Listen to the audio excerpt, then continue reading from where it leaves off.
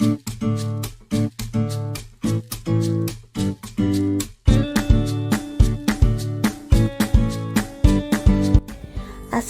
bahasa Indonesia dan bahasa Melayu.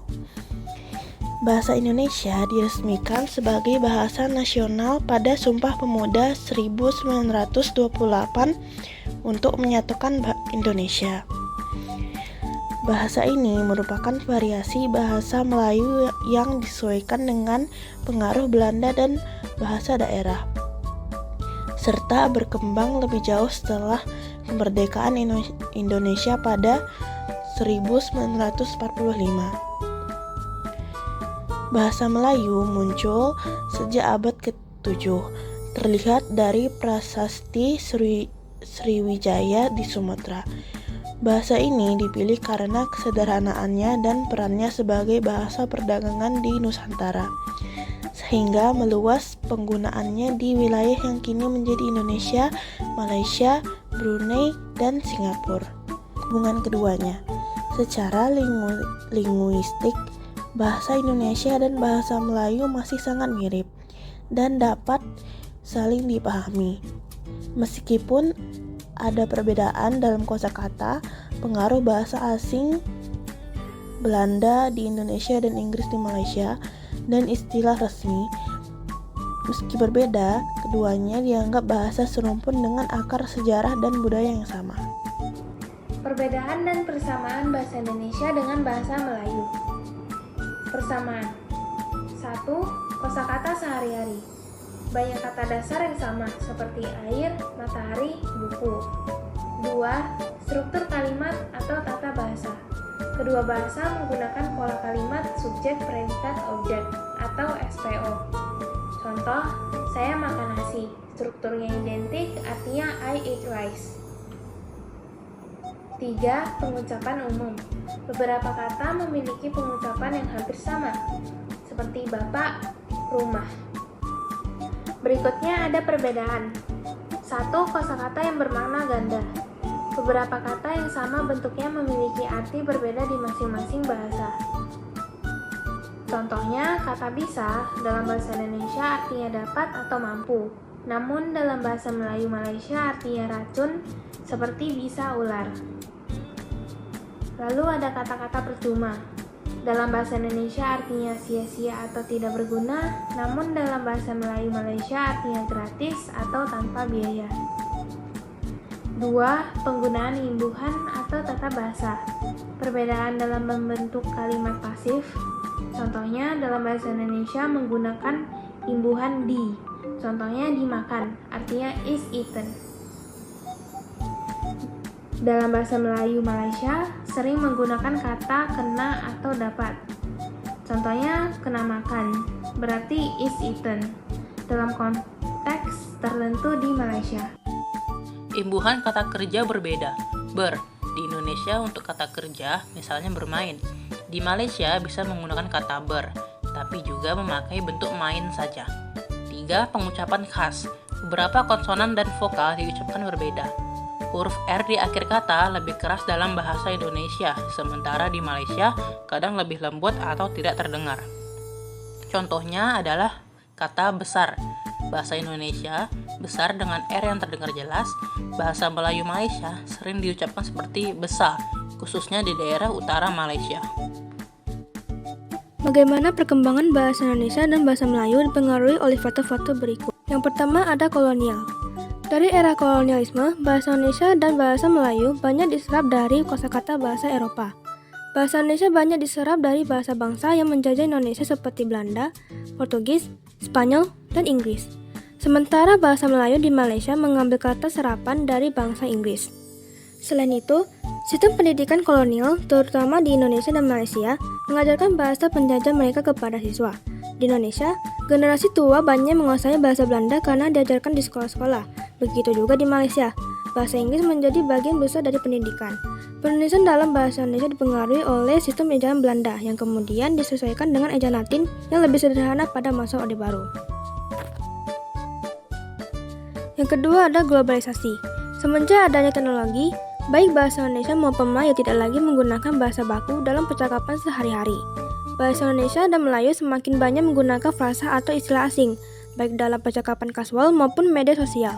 Hal ini memperkenalkan ragam bahasa yang lebih informal dan campuran. Globalisasi meningkatkan akses terhadap budaya pop global yang turut membawa kata-kata baru dan bahasa. Bahasa Indonesia dan Melayu sering menyerap istilah budaya pop serta menggunakan singkatan, akronim, dan gaya bahasa yang terinspirasi dari bahasa global khususnya di internet. C. Perkembangan teknologi. Dengan cepatnya perkembangan kemajuan teknologi memberikan pengaruh yang besar terhadap bahasa Indonesia dan bahasa Melayu, terutama media sosial dan internet. Banyak kosakata yang berasal dari bahasa Inggris yang kerap digunakan di internet diserap langsung tanpa terjemahan. Meskipun ada upaya menerjemahkannya, namun bahasa aslinya lebih sering digunakan. Teknologi juga mengubah gaya kita berkomunikasi. Dengan munculnya bahasa gaul dan juga singkatan, kata membuat bahasa menjadi lebih santai dan juga ringkas. Dengan teknologi, kita juga dengan mudahnya memperkenalkan bahasa kepada audiens global karena memungkinkan orang asing untuk berinteraksi dengan bahasa kita. Tapi, ini juga merupakan suatu tantangan ketepatan bahasa dikarenakan bahasa asing yang lebih mendominasi membuat bahasa terkadang tidak akurat. Peran bahasa Indonesia dan bahasa Melayu dalam identitas nasional di negara masing-masing. Bahasa merupakan unsur penting dalam pembentukan identitas nasional suatu bangsa. Identitas nasional merupakan konsep abstrak yang mencakup nilai-nilai, budaya, sejarah, dan persatuan suatu bangsa. Bahasa sebagai alat komunikasi dan ekspresi budaya telah berperan penting dalam membentuk karakter bangsa setiap negara. Peran bahasa Indonesia dalam identitas nasional di Indonesia yaitu memperkuat kesatuan dan persatuan bangsa, menjaga warisan budaya dan sejarah, dan penguatan identitas nasional di era globalisasi. Sedangkan peran bahasa Melayu dalam identitas nasional di Malaysia sebagai bahasa resmi dan simbol nasional, sebagai pemersatu etnis dan budaya ragam, sebagai identitas budaya di Asia Tenggara, dan simbol kedaulatan dan kebebasan. Selanjutnya yaitu tantangan dan peluang yang dihadapi bahasa Indonesia dan Melayu di era digital. Bahwasannya yang kita ketahui sebelumnya, bahasa Indonesia dan bahasa Melayu menghadapi tantangan dan peluang yang unik di era digital. Kedua bahasa ini adalah bahasa yang memiliki penutur besar, namun sering tertinggal dalam beberapa aspek teknologi dibandingkan bahasa-bahasa seperti Inggris, Mandarin, atau Spanyol. Berikut adalah beberapa tantangan, peluang, contoh konkret, dan usulan solusi untuk melestarikan serta mengembangkan bahasa Indonesia dan bahasa Melayu di era digital. Tantangan yang pertama yaitu kurangnya konten digital. Jumlah konten digital yang berkualitas dalam bahasa Indonesia dan bahasa Melayu masih jauh lebih sedikit dibandingkan bahasa-bahasa lain seperti Inggris. Platform seperti Wikipedia, artikel ilmiah, dan referensi digital lainnya masih terbatas. Selanjutnya, tantangan yang kedua, kurangnya dukungan industri teknologi lokal. Banyak perusahaan teknologi besar global belum terlalu fokus pada bahasa Indonesia dan bahasa Melayu, sehingga perkembangan bahasa dalam aplikasi-aplikasi tersebut masih terbatas. Selanjutnya peluang. Peluang yang pertama, peningkatan digitalisasi. Era digital mendorong masyarakat untuk beralih ke media online dan teknologi, yang menciptakan peluang bagi bahasa Indonesia dan bahasa Melayu untuk berkembang dalam ranah digital. Lalu yang kedua, pasar penutur yang besar. Bahasa Indonesia dan bahasa Melayu memiliki jutaan penutur di Asia Tenggara, termasuk Indonesia, Malaysia, Singapura, Brunei, dan sebagian Thailand serta Filipina. Dengan populasi ini, potensi penggunaan dalam aplikasi digital sangat besar.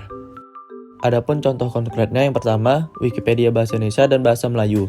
Wikipedia dalam bahasa Indonesia dan Melayu terus berkembang, namun masih sangat sedikit dibandingkan edisi bahasa lain. Upaya untuk meningkatkan jumlah artikel, memperbaiki kualitas terjemahan, dan memperbanyak referensi lokal sangat diperlukan. Lalu yang kedua, asisten virtual dalam bahasa Indonesia dan Melayu. Jumlah asisten virtual seperti Google Assistant dan Siri mulai mendukung bahasa Indonesia. Namun teknologi ini masih bisa dikembangkan untuk mendukung konteks lokal yang lebih baik, seperti dialek dan ungkapan khas. Selanjutnya, usulan solusi disarankan. Yang pertama, pengembangan teknologi pengenalan bahasa NLP lokal. Perusahaan teknologi di Indonesia dan Malaysia dapat bekerja sama dengan akademisi untuk mengembangkan alat NLP yang lebih baik, seperti aplikasi terjemahan, analisis teks, dan pemrosesan bahasa. Ini termasuk pelatihan model AI dalam bahasa lokal untuk memahami konteks yang lebih akurat. Lalu yang kedua, meningkatkan kualitas pendidikan bahasa. Kurikulum di sekolah dan universitas dapat lebih memperkuat penggunaan bahasa yang baik dan benar, sehingga generasi muda tidak hanya fasih menggunakan bahasa digital, tetapi juga mempertahankan kekayaan kosakata dan gaya bahasa. Berikut ini merupakan diagram Venn dari perbedaan dan persamaan bahasa Indonesia dan juga Melayu. Di Indonesia, kata gratis, sedangkan di Melayu mereka menyebutnya dengan percuma. Di Indonesia, guru, sedangkan di Melayu menyebutnya dengan cikgu. Di Indonesia, sepatu disebutkan di Melayu dengan kasut. Di Indonesia disebut dengan mobil, sedangkan di Melayu disebut dengan kereta. Di Indonesia disebut mudah, sedangkan di Melayu dibilang senang. Persamaan darinya itu ada di kata raja, sama-sama berarti raja, kata buku, dan juga kata masak.